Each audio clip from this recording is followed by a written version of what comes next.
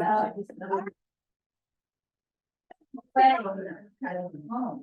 a spot. My name is Amy Canal, and I am the new training director for the Rio Brazos chapter of the Texas Master Naturalist. And I'd like to welcome you today to our Acton Nature Center lecture series. We have some refreshments on the table here. The restrooms are just down the hall. And we've got 2 sign-up sheets. We've got one if you're interested in learning more about the Texas Master Naturalist program. And we've got another one if you want to receive emails about lecture series topics.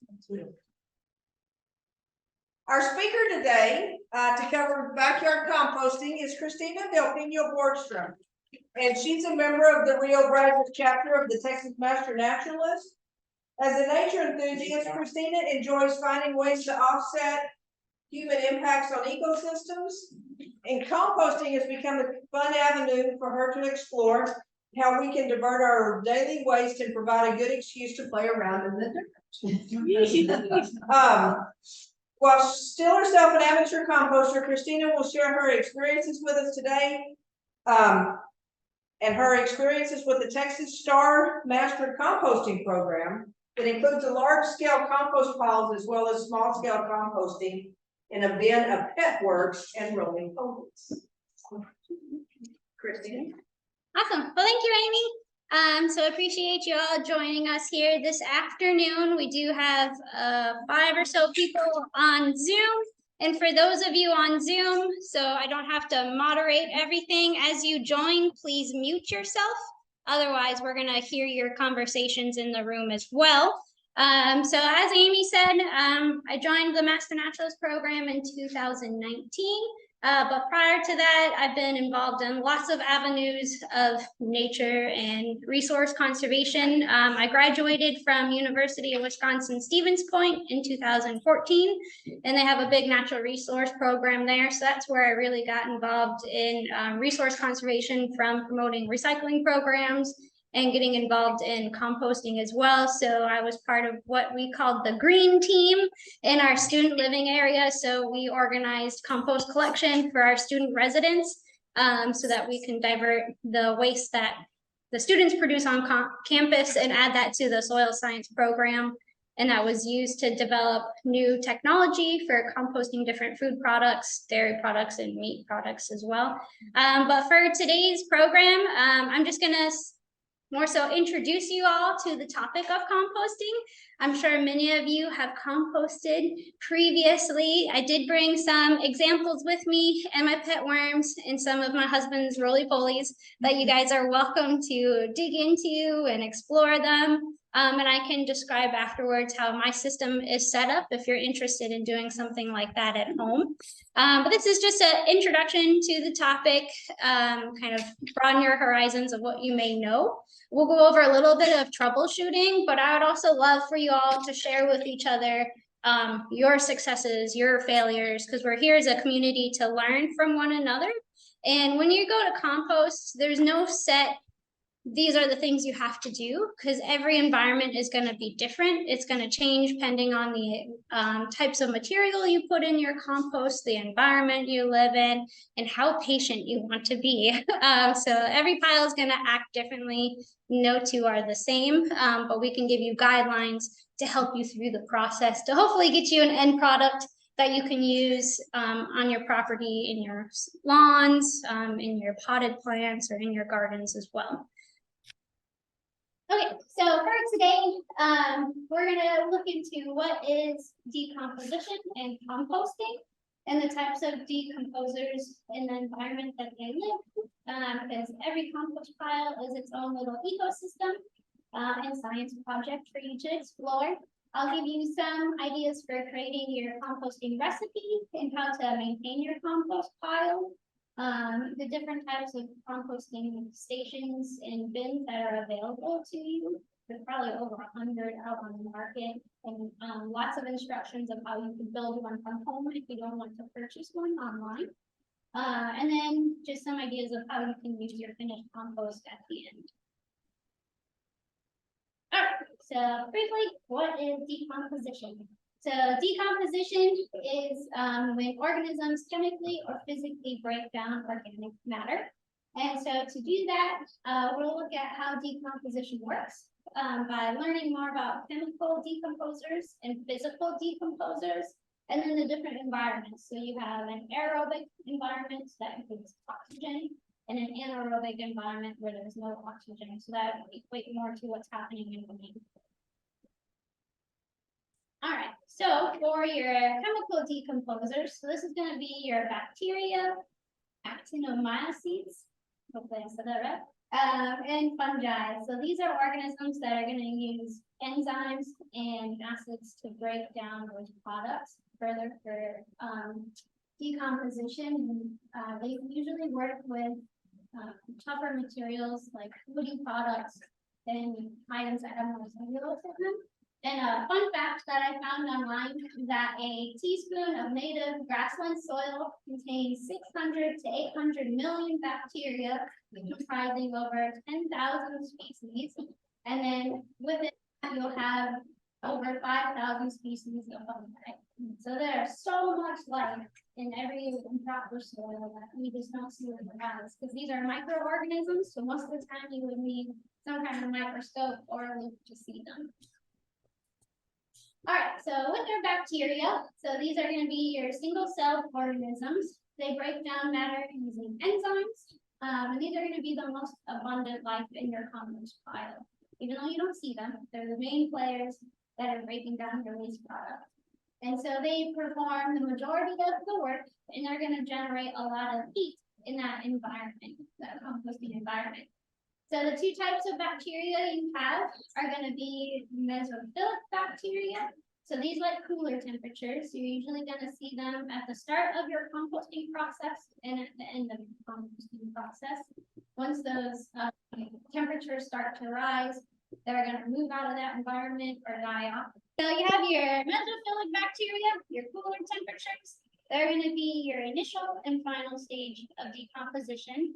And then in the middle of your decomposition process, as your compost pile heats up, you're going to have a different group of bacteria come in. And these are your thermolytic bacteria. These are heat-loving, generate a lot of energy that's going into that compost pile.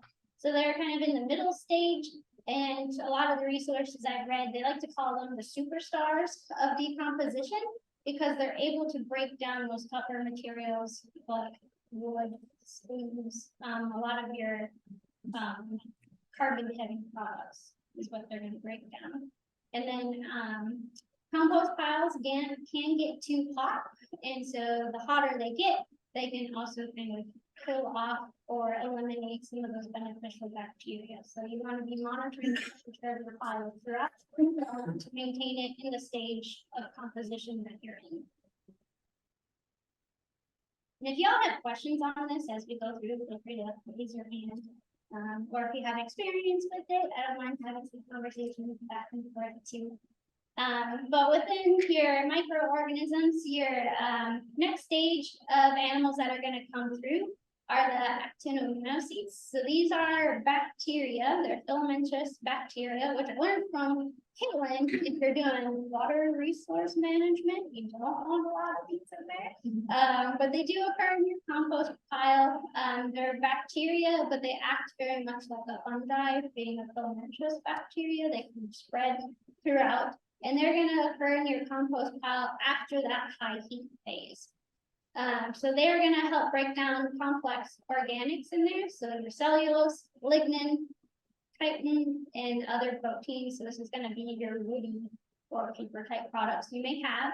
And if you've ever smelled your compost at the end, it's got a nice, refreshing, earthy smell to it.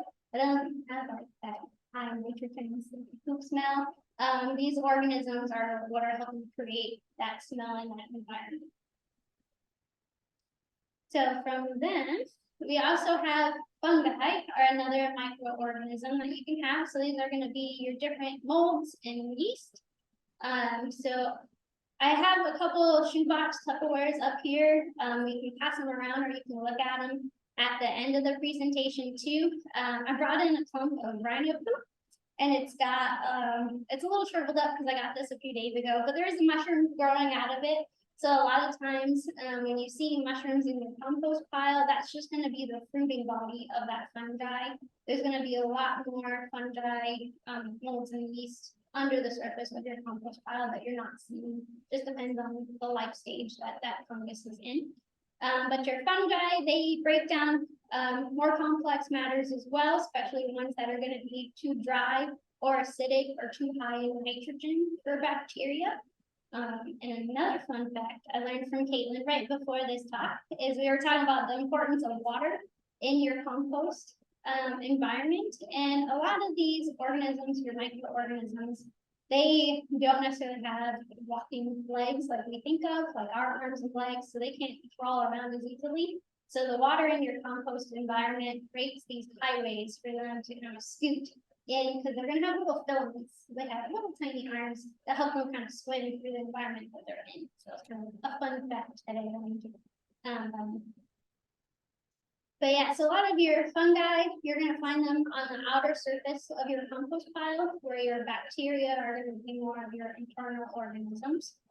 And when you come across fungi too, they can appear gray, kind of white and fuzzy, but that actinomycetes, they can also have a white fuzzy coloration to them as well. I have a question. Yeah. If you find mushrooms growing in your yard, like on logs or any, all different kinds, can you grow those in your compost pile?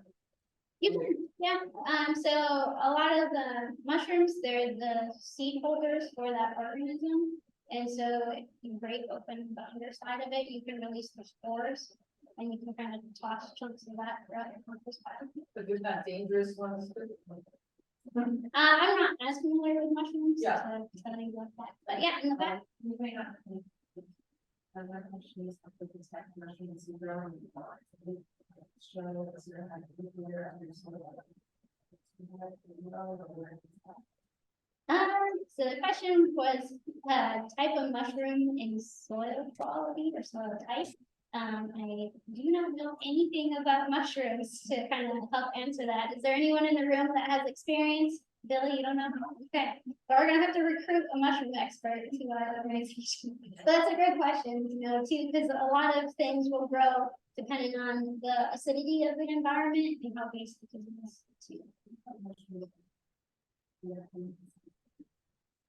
Yes.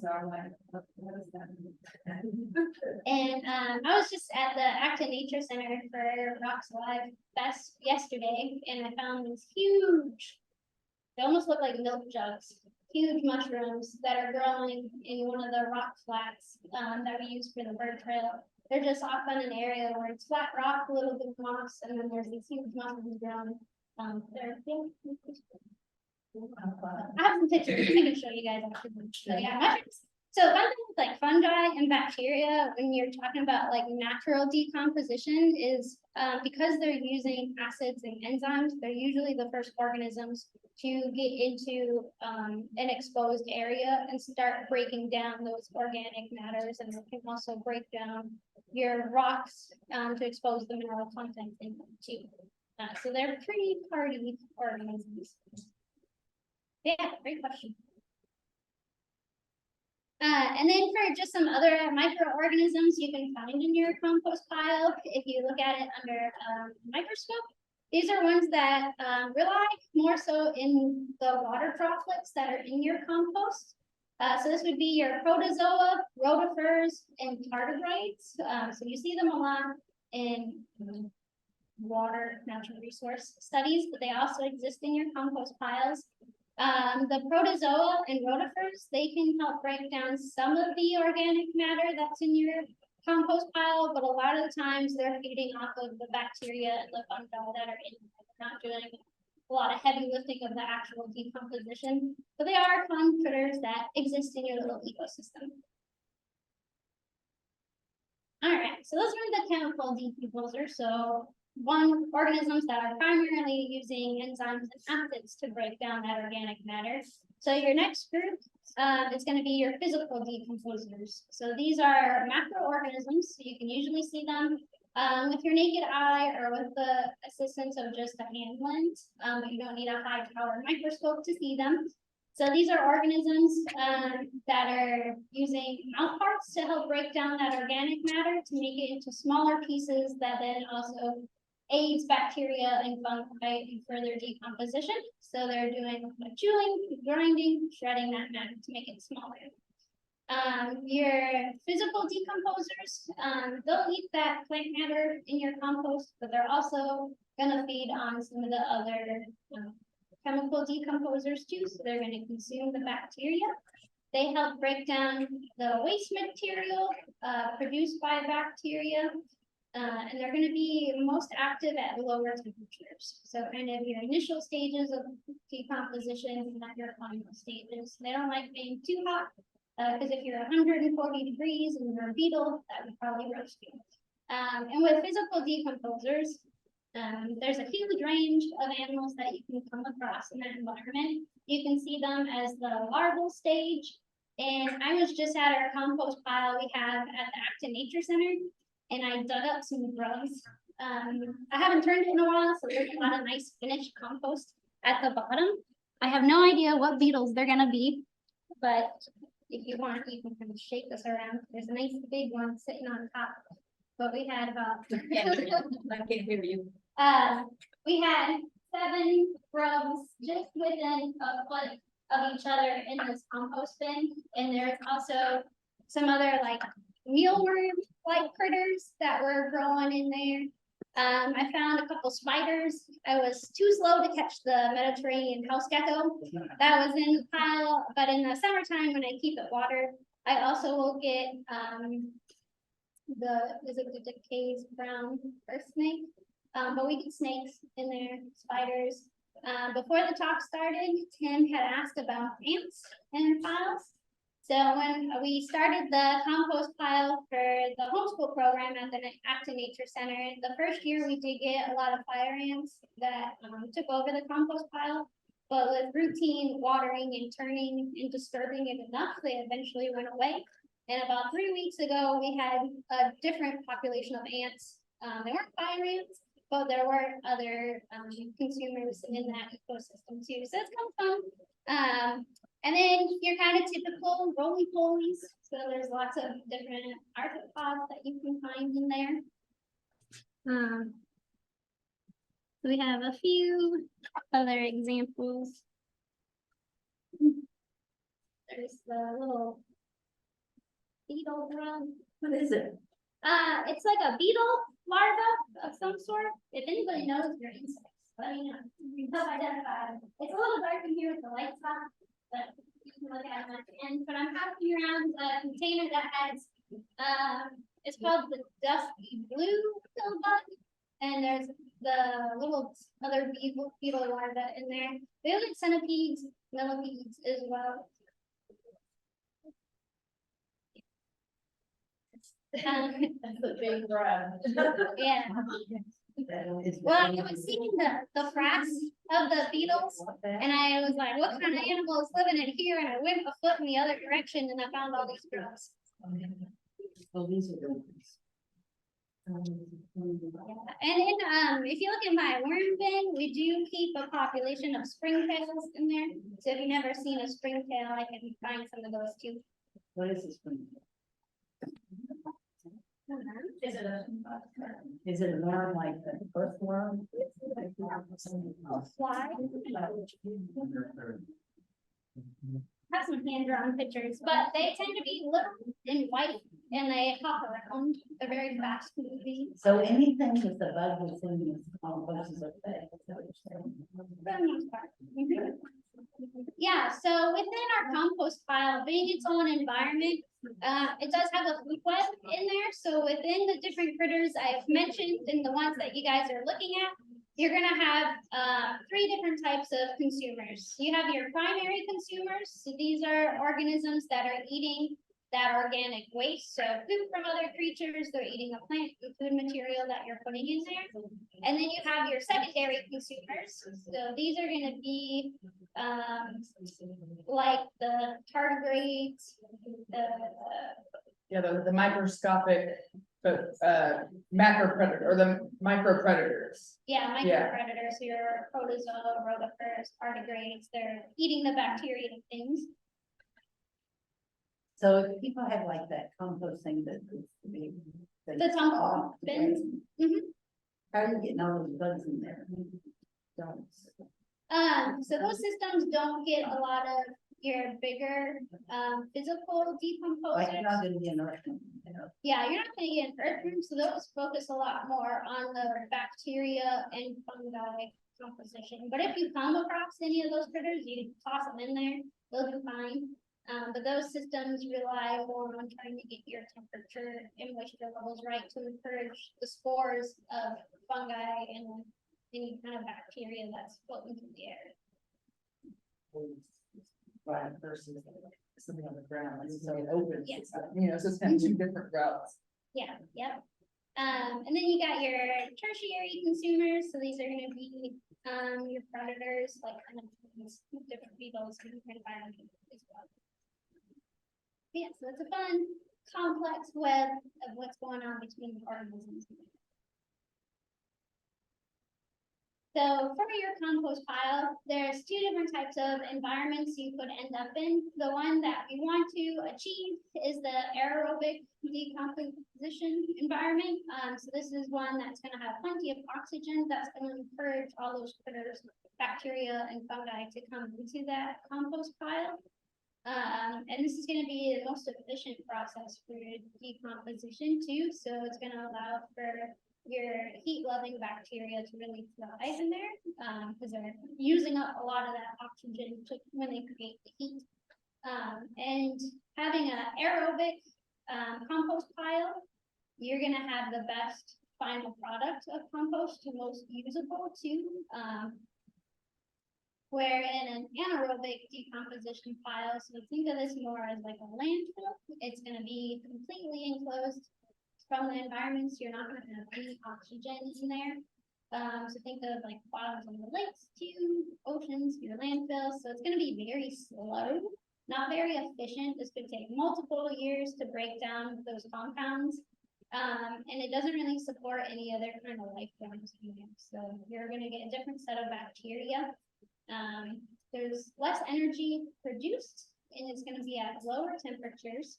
And the byproduct you get from an anaerobic decomposition usually is not very usable. It's not gonna be, have a lot of those beneficial nutrients that you wanna give to your plants at the end, and it oftentimes has a lot of toxic waste in it too. So kind of avoid creating an anaerobic system.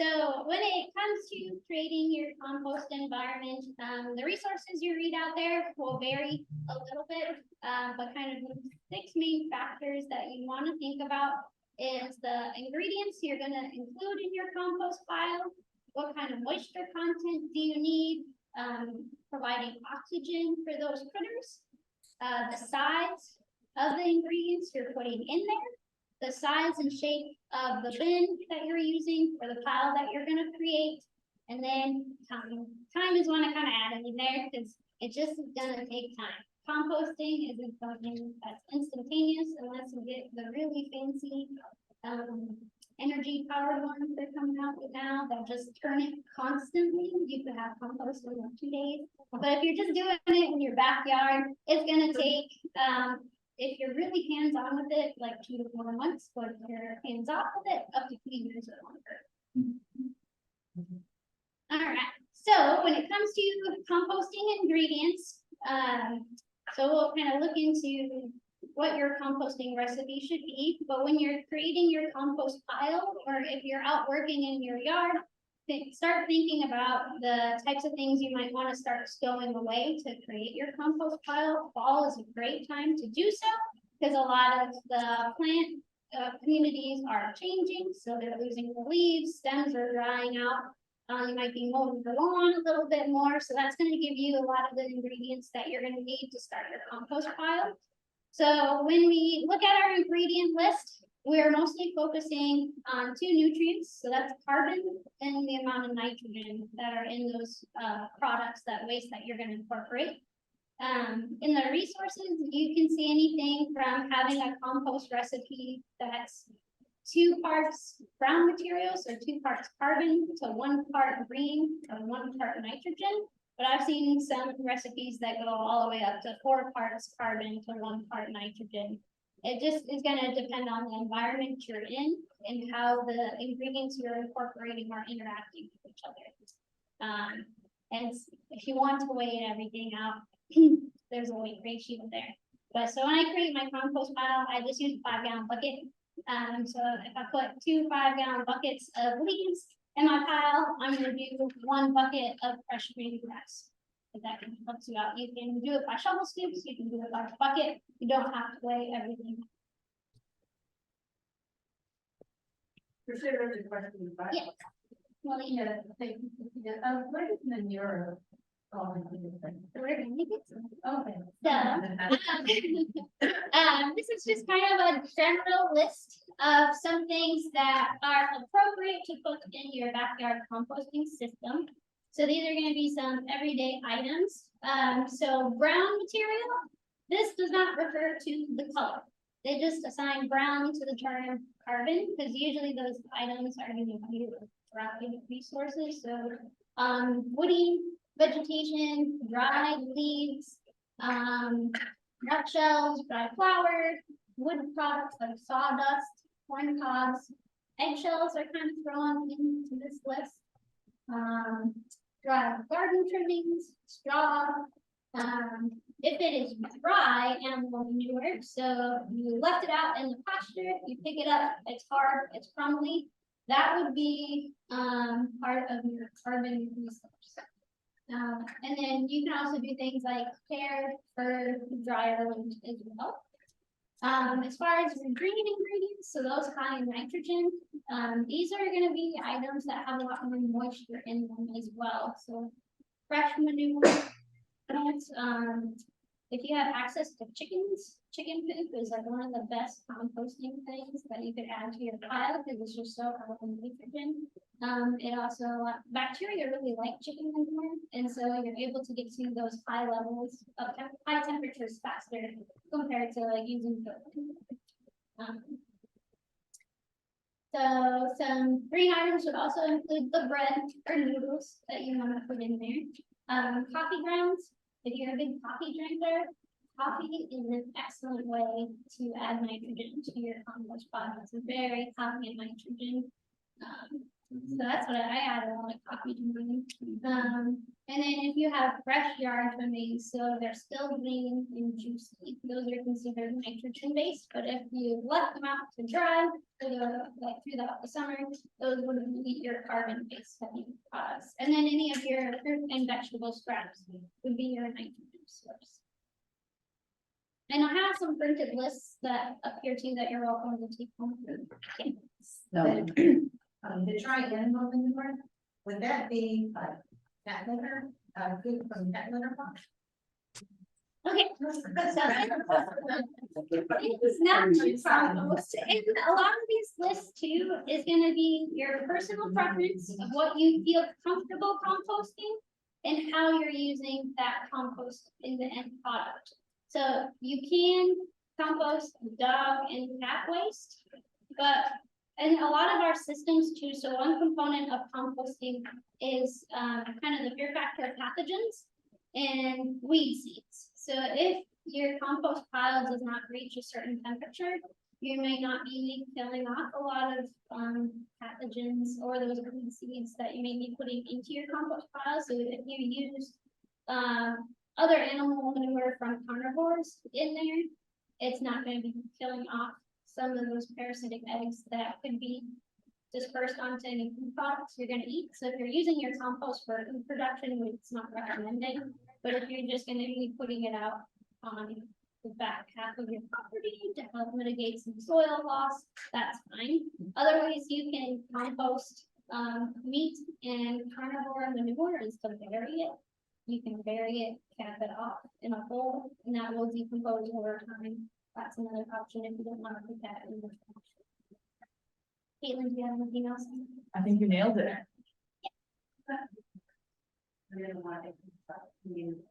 Will those be green or brown? I think the shell would be a brown item, and then if the fleshy bit is exposed, that would be an nitrogen one, so that's one you could just throw in as a whole. If you have a ton of acorns, you might want to crush them up somehow, just to expose the surface area too. Yeah, kind of break up the seeds so you don't germinate them in there, but you can put acorns in a pumpkin pile. It just might take a little bit longer for that to break down. They're definitely a heavy carbon, so they're gonna take a while to break down, so I wouldn't like throw a whole bunch in there at once, because you're probably looking at them for a while. Would be some of my experience. Yeah, from experience, acorns and oak leaves, anything that has a waxy cuticle to it, are gonna be a little bit harder to break down. It's gonna take some more time, so the more you can mulch it, the faster it will break down. But yeah, so some things that aren't recommended to go into your home composting is meat or bone products. If you have an ability to grind up bones, bone meal is really good for your compost and plants. But if you throw a whole bone like that cow jaw into your compost pile, that's gonna be there for years. It's best to leave those things like in the back half of your property if you have the ability to do that, because a lot of wildlife will chew on those bones as a source of calcium. So yeah, pet waste not recommended if you're using your compost to grow food products. But fats, greases, anything oily isn't gonna break down very well. Dairy products, there are systems out there that can decompose dairy. Our backyard compost piles are not the place for that. We don't have the right bacteria to do so. If you have black walnut trees on your property, it's not recommended to put that in your compost. It creates its own, I forget the term, but it has an ability to pretty much wipe out anything beneficial. Kind of like juniper trees. Allelopathic, that's the word, yes. Allelopathic, so they kind of will get rid of some of those beneficial things you want in your compost to allow itself to grow. So kind of like in a juniper tree, if you look underneath junipers, there's not a lot growing under there. So black walnut has similar properties. Diseased or insect-ridden plants. If you think you can get your compost pile hot enough, you should be okay. Same with like seeds. If you're not too concerned about things sprouting after you are done with your compost, you can go ahead and put different seeded plants in there. Or if you have the time to maintain your compost pile more often to get it to a high temperature for a long enough time, that can break down some of your weed seeds. And then typically anything that's treated with like Roundup and stuff isn't recommended. And then if you have like treated wood, best to dispose of that in a different way than mulching it and putting it in your compost. And then I've seen some things with like if you use heavily printed paper like magazines or really heavily printed newspaper, some folks are concerned with the heavy metals of the ink being in your compost, especially if it's going to be used for food sources. Okay. So looking at those two ingredients, so your nitrogen and your carbon sources, you can have too much and too little. So when you start your compost pile, don't expect it to go beautifully your first time.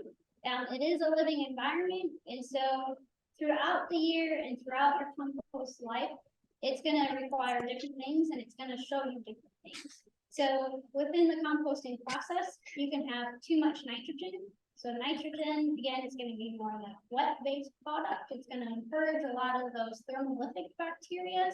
But when you have too much nitrogen, it usually means you're going to have too much moisture in that compost. If you think about the soil that's in your lawn, you want lots of nice little air pockets because we want oxygen and we want spaces between the particles for water to move through. If your water is really sopping wet, like a slab of mud, you're not going to have a lot of oxygen in there for those critters to survive in, and you're going to get that more anaerobic environment. And it can also cause your pile to smell really bad and attract other pests. If you have too much carbon, your pile is going to compost at a slower rate. It's not going to encourage those fast-acting bacteria. Your temperature in general is just going to remain low, not much moisture. But if you're erring on the side of being cautious of having a smelly compost pile, and you don't want to attract other critters, having carbon-heavy compost pile is fine. It's just going to take a little bit of time. Then overall, you want your compost to be well mixed and try to find that 2-to-1 balance. So this is just a diagram I've used in the past as a way to show how to layer these ingredients. If you're starting a compost pile from scratch, you can do this kind of layering in a contained system, so like a plastic or a wood one, or if you're just creating a pile out in your yard. So there's 2 different ways you can mix your compost. You can do a layering method like this one. So if you have kind of thicker items like sticks and mulch, you can put those on the bottom. Then you're going to alternate it with a nitrogen source, so like your fresh lawn grass. Then a drier source, so you have dry leaves for the carbon. Any food scraps you're putting in your compost pile, bury those in the middle so that you don't attract rats, mice, or anything like that. If you have food scraps on the outside surface of your compost pile, you're going to have more critters that you may want coming there. So it just depends on how much wildlife you want to see in your backyard. And then once you put your food scraps in there and other nitrogen heavy resources, it's always good to cap your pile off with carbon heavy products. So dry leaves, dry hay, things like straw. That's a good way to kind of contain the smell and also help contain the moisture from nitrogen. So you can layer it like this. And when I layer a compost pile in this way, I'll usually let it be for about 2 weeks before I start messing with it and turning it up. Other ways you can make your pile is in a wheelbarrow or on a tarp. You can add your ingredients together, stir it all up, and just let it be. So a couple different methods you can do. When I do it with homeschool, we do the layering method because it makes sense and you can visualize it. Okay, so that was your ingredients. So the second one is moisture. You can get lots of different equipment to measure your moisture content, but the simplest thing to do to monitor your compost pile is to just pick it up in your hands, give it a squeeze, and see if any water comes up. If you pick up your compost and you can squeeze it in your hand and you see a lot of water residue on your hand, your compost is too wet. You want it to be like a wrung out sponge. So when you squeeze it in your hand, it should feel damp, but still be able to crumble back out. If it stays in a clump, you have too much moisture. So they recommend anywhere between 45 and 65%.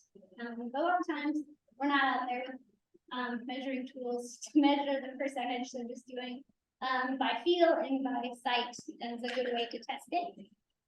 So when watering your compost, if you feel like it's too dry, some ways you can add moisture to it would be adding some green products, so increasing your nitrogen, adding water to it as well. You can adjust the size of your compost pile. So really small compost piles might not be able to maintain that moisture, especially if you're in Texas, because everything's going to evaporate really fast compared to a larger size pile. If you know there's natural rain coming, you can also adjust the shape of your pile. So you can make it in a U shape, like a spoon, to help capture that water. And if your compost pile you think has too much moisture and you want it to shed water, you can make it more rounded on the top too. So there's different ways. When I'm from Minnesota, Wisconsin area. So some ways we've helped with moisture is also to throw a tarp over it periodically. You just gotta watch for creating too much moisture entrapment that you get into that anaerobic section. That's a good way in order to maintain the moisture. And when you're adding moisture to your compost pile, plan it for when you're stirring your compost. So you can flip your compost with a pitchfork, or I just saw a YouTube video this morning where they stuck a rebar wire into their compost pile and stirred it like a pot. And then in the holes they created in their compost, they poured the water in there and they added their extra nitrogen. So if you feel like you want to maintain a bigger compost pile, but lifting heavy ingredients is something that you're not able to do, just putting some kind of big stick item in your compost, stirring it that way is something that you can try. But moisture is important because we want to encourage those beneficial organisms, but just don't make it too much. Yeah. You have to have water, just a matter of, you know, switching bodies, especially with water.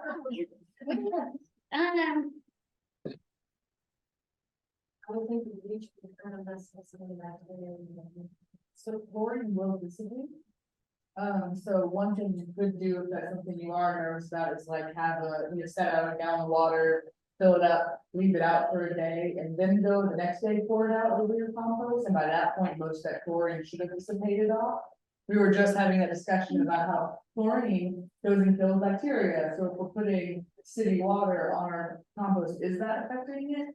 Could it be like, I mean, it's not going to decimate your compost pile. I've definitely put city water on my compost and I've never like noticed it hurting my compost. But I'm sure there is an effect there, but if you just go and let it sit out for a bit, that should have resolved any of that concern, is my thought on it. That's kind of what we were chatting, I was just, I'm impressed that you thought about that as well, like, this is chlorinated, what, how could, so why on you for thinking about that? Yeah, I've never had an issue with using chlorinated water in compost. It's also the same water I use for watering my garden and things too. Most of the time, it's good. So that's why I say that in the garden. Yeah, so, or you can set it aside, let it evaporate too, or if you have access to well water, that's a good source of rainwater as well. I haven't seen any literature on that, but that might be something to explore. I wouldn't stress about it too much. Yeah, most In of the my time- personal opinion. You're not adding more than a gallon of water, if that, to your compost pile, unless it's like super dry. And it's generally evened out over time and mixed in, and I don't think that chlorine will really have a huge effect on the bacteria. Yeah, if you end up using chlorinated water and you're like, this has been stagnant, hasn't done a thing, then you can adjust the water source that you're using. But most of the time, there's so many factors that are going into a compost pile and so many critters that are working together that as one kind of dies back for a little bit, others are going to come in and take that place until those bacteria can reestablish themselves too. So it's kind of a cycle that happens. Can I say one more thing? Another thing I think a lot of people think about is you can add water to your compost in ways that aren't just adding water. Like, I had some wine that went sour.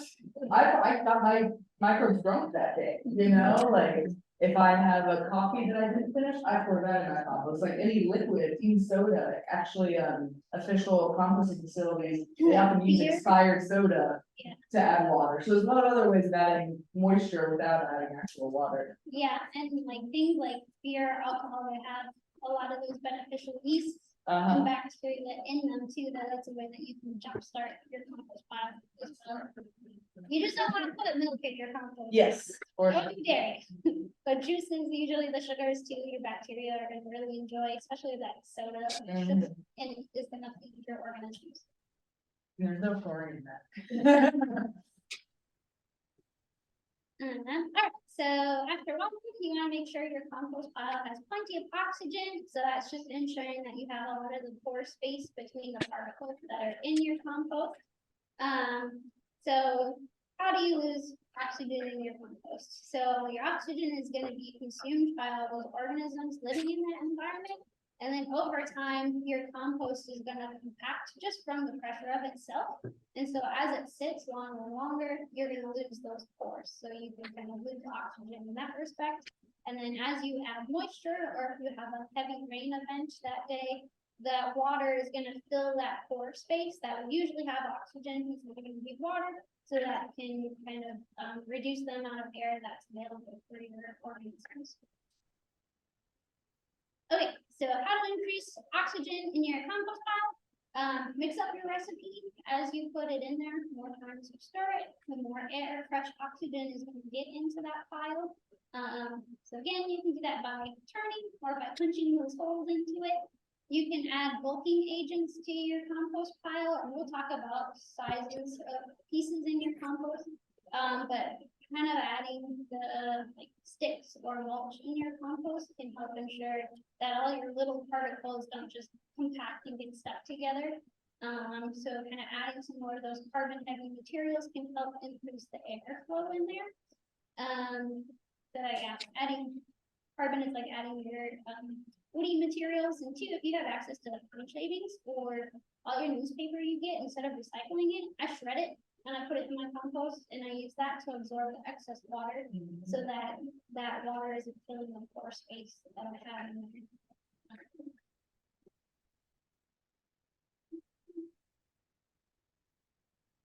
And other fun things too, if you get to more bigger systems, this bottom photo, this is like a machine that just pumps air into this compost pile.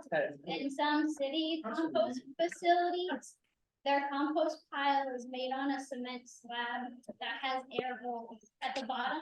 So it's just forced air into your compost pile. So that's usually used with bigger systems. A lot of our backyard compost piles, if you're having trouble turning it often enough, some fun things that I've seen that I would love to try at our Acton Nature Center one is just taking PVC tubes that have holes drilled in them and layering those in your compost. And that can also help with like infection issues, things settle too much. But there's lots of simple ways that you can add air to your pile.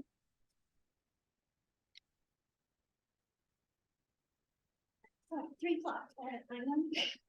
All right, so your next part is size of ingredients. So when you make your compost pile, don't mince everything super small. The smaller your particles are, the more likely they're going to get stuck to each other. You're not going to have those pore spaces.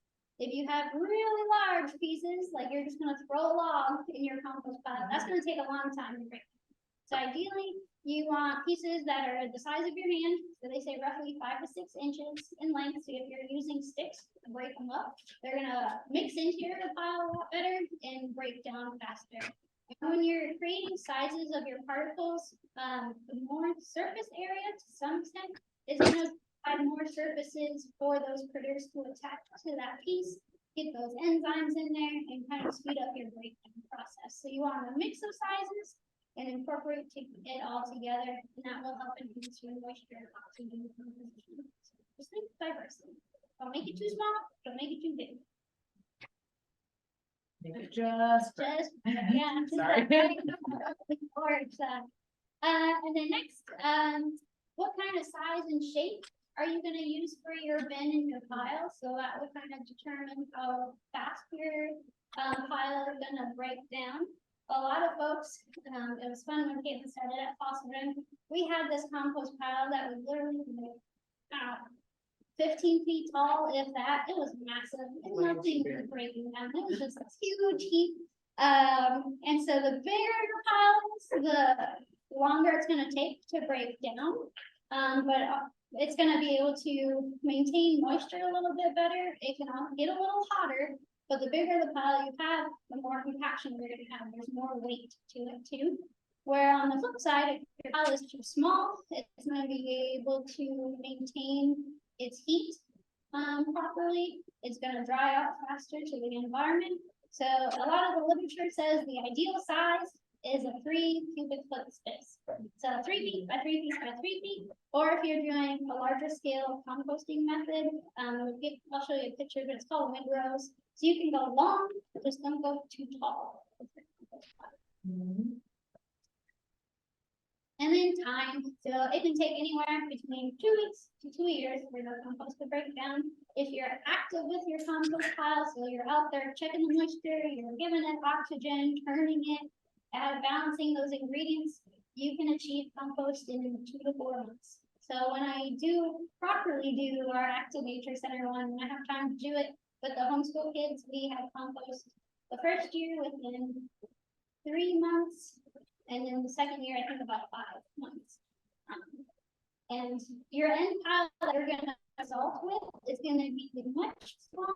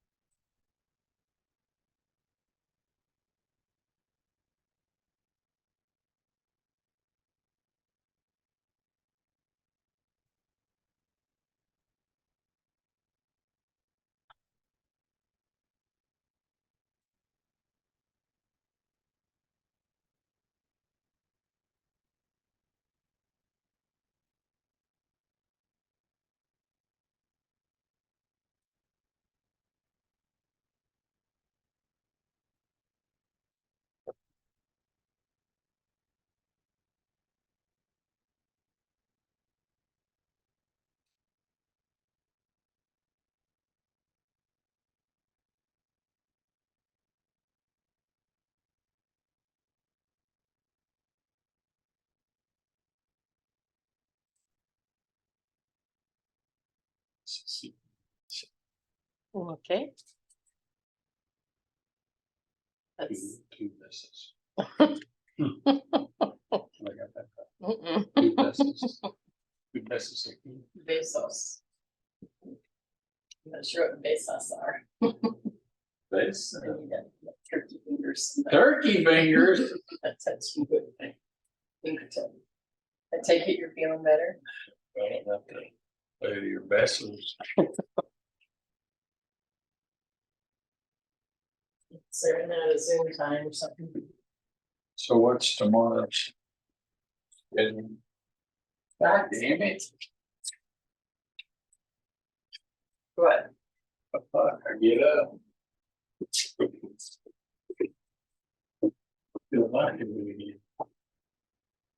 Exercise, I didn't even have to. Just sleep.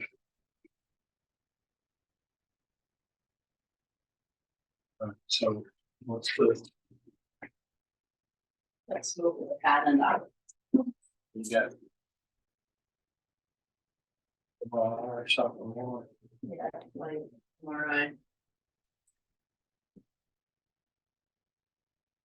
Rest tomorrow, around 10 p.m. What's that? That's my 10 o'clock TCC on those. What's that word? TCC online. You know, it's not. Yes, it is. Please make it shit up.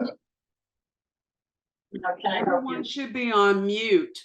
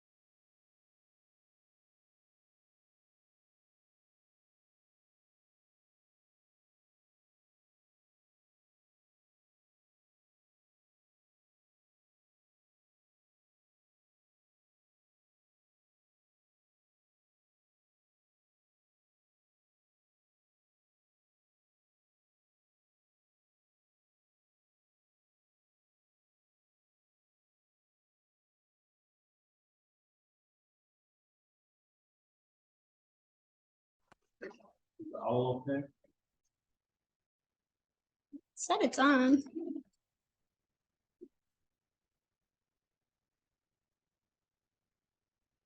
Oh, it's on straight back. Oh. It's like the album. His eyes. Okay, I unplugged it and replugged it. Okay. But yeah, so these plastic systems, they do work, but I find them a little bit harder to get in there and return materials. So most of the time you just have bottom access, and that typically allows you to get the finished product out of your bin. So you're gonna be a little bit more hands-off on turning it, but it is more contained, so you're not gonna lose as much moisture. And when you're getting these pre-made bins, make sure you got plenty of holes. You want holes on the side to allow air in, and you want holes on the bottom to allow any leachate, so any excess moisture to come out of that.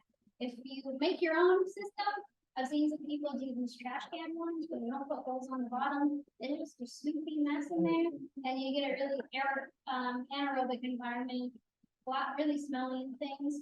And if you use metal bin, just watch out for rust too, depending on the type of metal you use. Some folks will take these and they'll bury it in the ground to allow worms and other natural critters to get in there. So there's different methods to use them. And then you kind of have your tipping and tumbler methods.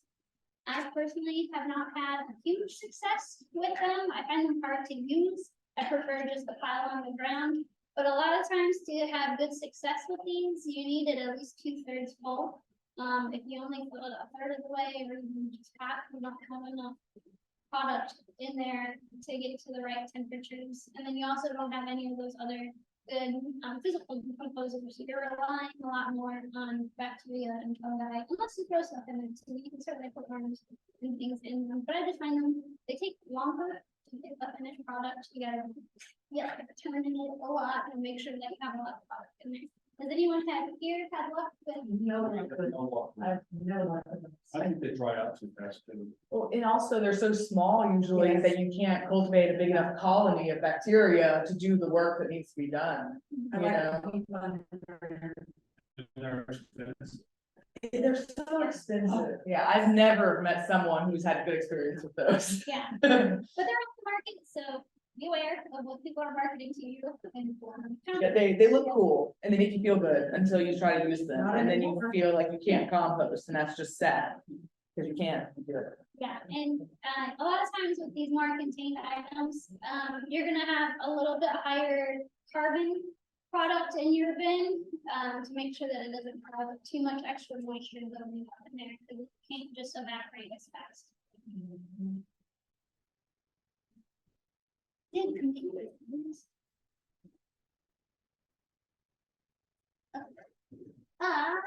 Then systems I see used a lot are just wood stations that you can create. And ones I'm seeing a lot advertised now are these kind of milk crate size boxes you put directly in your garden beds. I don't have a lot of experience with them, so I'd love to see how successful they are for people. But you're supposed to just be able to put your food scraps in there. Does anyone know about keyhole gardening?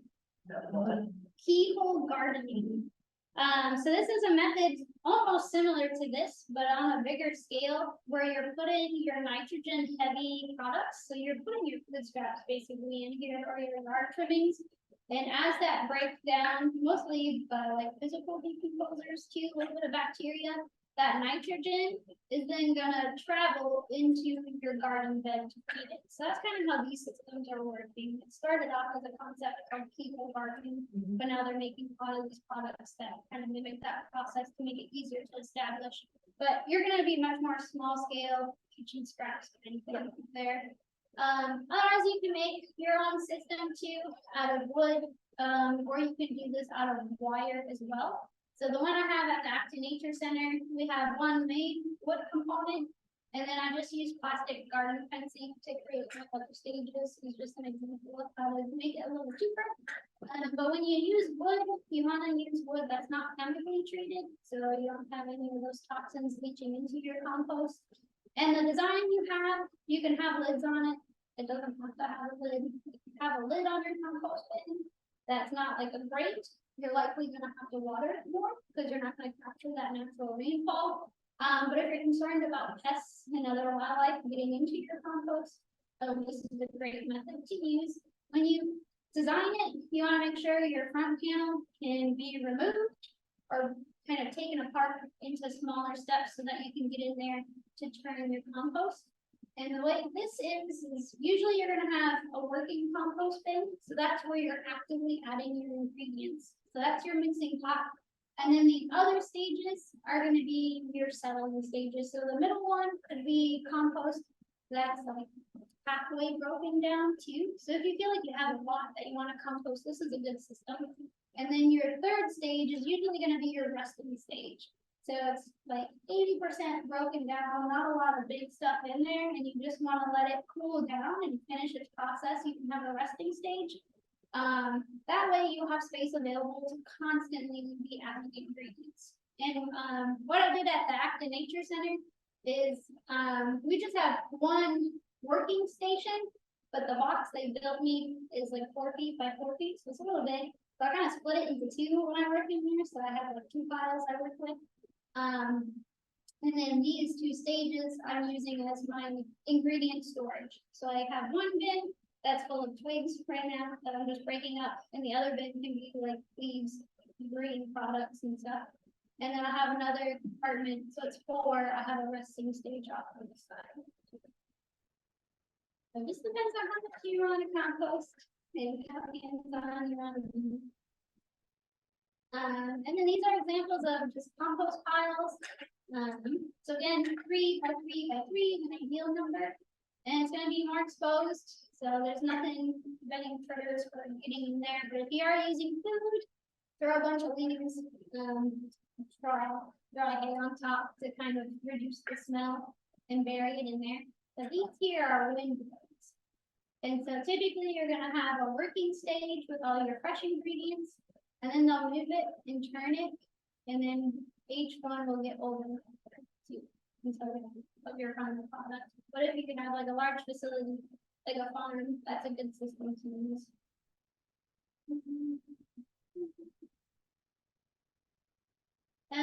One technique that I am having fun experimenting with is compost trenches and sheets. And so I recently got like a stock tank from fossil room that they're not using anymore, and I use that as a raised garden bed. And to fill it, I just made it into a composter. So kind of like the first layer diagram I showed you all, it's called lasagna composting, but you can layer your ingredients in there. And with these methods, you're not doing a lot of turning, you're not really doing a ton of watering. It should have a lot of the moisture it needs in there from the food scraps. But you're going to use a little bit more carbon heavy components in there so that it doesn't get too anaerobic. So you don't want a ton of water developing in there. And then you're going to top it off with some finished compost, usually a couple inches. And depending on what you're growing, you can plant plants directly on the top. So if you have short-rooted plants, you can grow directly on top of that lasagna system or directly on top of this area here.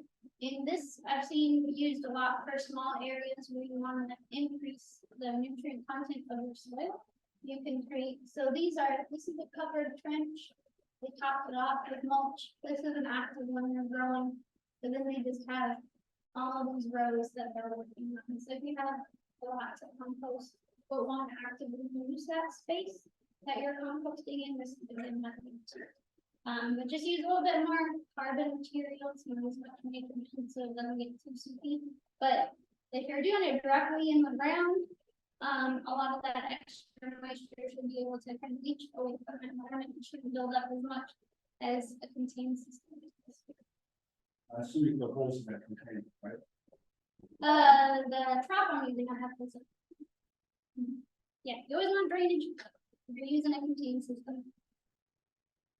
Alright, and then vermicomposting. Anyone here compost worms? I love my worms. I've had worms for like the past 15 years. It started off as a Mother's Day gift to my mom one year, and then it just came with to college. So I've had worms for a while. But these are some different systems that you can use for vermicomposting. So vermicomposting is your indoor composting option. So if you don't have a lot of land space or you're renting and we don't allow you to have a compost system, but you still want a place to put your food scraps, a little bit of weeds here and there, this is a good option. And there's lots of different designs, styles, and sizes for you to use. You can purchase bins like these, or you can homemade them. So there's a couple different systems out there. You can have layered ones. So typically your top layer is going to be your freshest ingredient, the one that you're adding to, and then it's going to get older layers and then final soil at the bottom. This is just one single one. And a lot of times with vermicomposting, you don't have to do a ton of mixing yourself because the worms are doing that as they're going through. You just are going to be altering where you put the food. And then this one here is just the tote with some air holes at the top. And then you have a bedding layer. And at the bottom, so typically in these, you're going to have some kind of bedding layer for those worms. And that's going to help capture some of the extra moisture if you're using a single container system.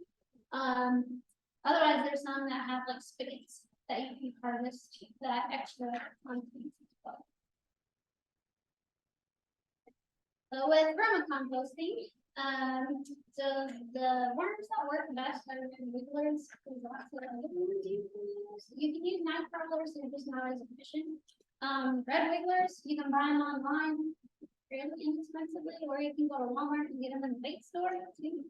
That's another place to source them. But a nice thing with worms is as long as you're observing what's going on, they can self-sustain their population. So they're going to continue to reproduce, replace ones that die off, so that you always have worms in there.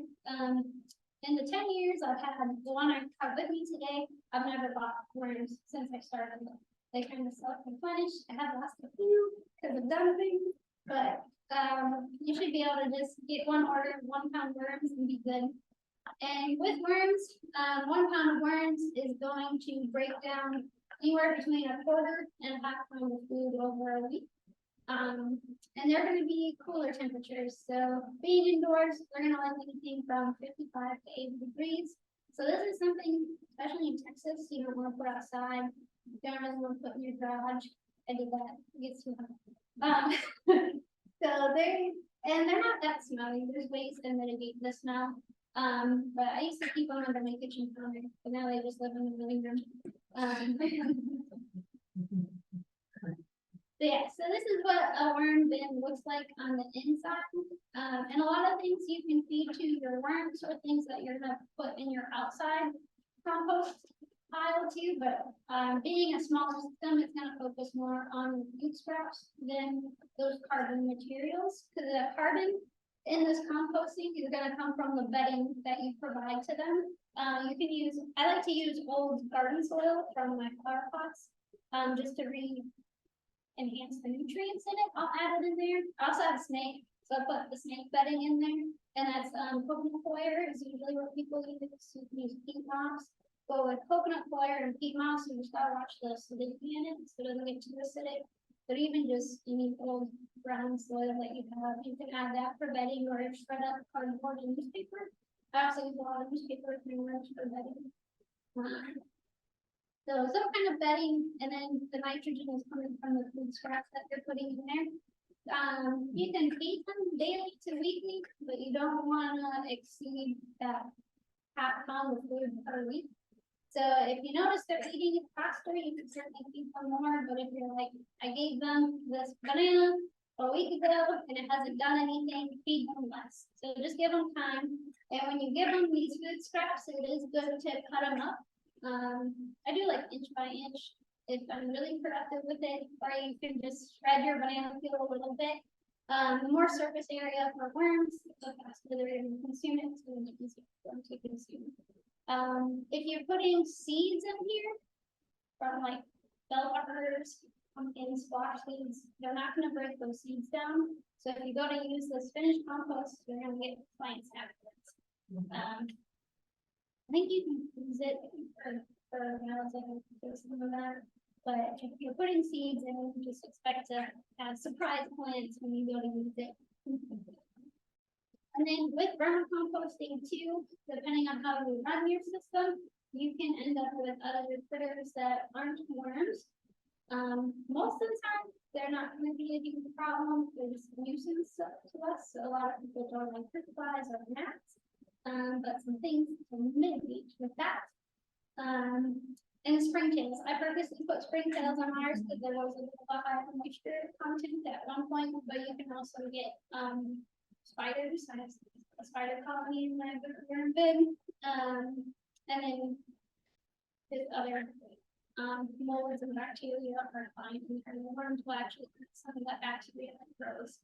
But when you're vermicomposting, a lot of people have more troubleshooting with them than they do in outside systems, just because the worms are like the heck, they can be sticky, but they're also something that you can just leave sit for a couple weeks at a time and be really fine. But if it's too wet, you can add more bedding to help absorb that excess water. Or feed them less watery foods. So I've learned from experience, don't give them a bunch of watermelon seeds at once. The watermelon has a ton of liquid, and that's just gonna get super juicy and messy at the bottom. Or if you do give them really liquidy food items, make sure you're draining that excess water regularly. Just kind of give them that sparingly, but they will eat it. If it's too dry, you can easily mist it. When I started my compost pile, I misted it maybe every 4 days, once a week or so. Just to ensure that they're not going to dry out. So again, kind of with your outside compost pile, damp sponge moisture consistency is good. If it's taking too long for it to decompose, break those pieces up, give them one at a time. You can freeze your compost before you give it to your worms. Freezing actually helps break down the cellulose of your food and kind of pre-leach the water content that's in there too. So if you have a lot of food scraps, you can freeze the excess and kind of break it up as you give it to your worms. With fruit flies, you can put traps in there. I use tails to help with fruit flies. And just kind of reduce the amount of moisture or sugary foods, and make sure the food you're putting in there is covered by bedding newspaper, and that helps reduce the amount of flies that are in there. With mites, if you're seeing a lot of mites in your compost, they can be a nuisance to the worms. So you can put a piece of bread in there and really like bread because of the yeast in there. Then you have to harvest them out that way. And then if you look at your worm bin, you're like, I have no worms left, or I only see like 5 or 6 in there. A few things could be going wrong, and that's usually what we see with first timers. It could be a temperature thing, so it's too cold. That's actually what happened with my worms. I used them for homeschool one day, and I put them in my garage. She's bringing them in all the way, and we got down to maybe 50, 45 degrees, and I had worms all over the garage. But you have to watch your temperature range. If you feel like they're escaping on you, it might be too hot, it might be too cold. It could be too wet or too dry. Worms do like water. So if you use the stack system or somewhere where the water pools at the bottom, it's okay if worms get into that water. They can climb up themselves, or you can scoop them up and put them back in the top. But normally that's fine if they're down in the water there. And then with worm composting, because they are a living organism versus just a big outside pile, is just watch how much acidic food you're putting in there. So how many citrus peels. If you put too much in at once, it can make it too acidic. To mitigate that, you can add some fresh bedding in there to help even it out, or you can put baking soda to manage the pH. Typically they don't get too basic, but usually it's the acidity, or if you put too many onions in there, make them uncooked. Harvesting your vermicompost, this can be the fun, challenging aspect. You can sift it, you can hand sort it to pull out all the worms, and then a lot of people use what's called the light method, but you'll put a pile of dirt on some newspaper, let the sun shine, or have a flashlight, and worms don't like light, so they're gonna go down to the bottom, and then you can scoop the first half layer of dirt off that funnel, and then the worm should be at the bottom. Typically in your compost pile, your worms are gonna keep following the food, so there shouldn't be as many worms in your finished compost. And then with harvesting and vermicomposting, the liquid that's at the bottom, you can harvest that.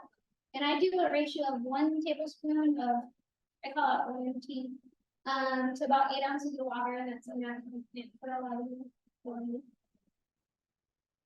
And then with your compost in general, you can make actual composting tea. So this isn't using the leachate, the liquid that comes from your compost pile. It's taking finished compost and brewing it like you would a cup of tea. So you're putting it in a filter. You can put it in a bucket and just let it sit over time, and those nutrients in the soil will then dissipate into the water. And some folks will kind of super enhance this tea by adding other things like kelp powder, molasses, and kind of some other fish food to encourage other microorganisms to put a pump in there to add air, just to kind of make a super. Use your finished compost. Lots of uses for it. So typically people will add it to their potted plants, their gardens, or to fix their landscape, depending on how much you use. So compost being an organic matter, it really helps improve your soil composition. And so that's the nutrients in your soil, the amount of particle size that's in there. So you don't want your soil to be very compact. You can add compost to it to kind of fluffen it up and make sure there's those proper pore spaces for air and water for plant roots to get into, to allow other natural organisms to move around in that soil. It can improve your soil texture. So kind of adding it to your soil can get you more towards the loamy field, if you know anything about soil science. We talked about improving soil structure. And then it can be used to help mitigate any erosion in your area, or if you have soil either too high or too low of the pH, you can add compost to it to kind of neutralize it. Your finished compost should be a neutral pH, so that's to be tested. So it's been really interesting. With that, thank you all for sticking with me for the hour and a half. These are some different resources you can go to if you want to do some further learning about composting. I do have some of the composting books with me up here. You're welcome to check them out and take pictures of them. If anyone is interested in learning more about composting, the Granbury Master Gardeners do a composting class. And also the State of Texas Alliance for Recycling runs the Master Composting Program. I think right now they're actually on a pause for Master Composting, but hopefully they're able to bring it back. But I put their website up there so you can check it out. Caitlin did it. It was like a 3-day class, and similar to Master Compost, we then did 20 hours of volunteering. And then you can certify yourself as a master composter. But it kind of teaches you these different methods, gets you the hands-on experience, and then they just want folks to either work with composting or go out and educate people about composting.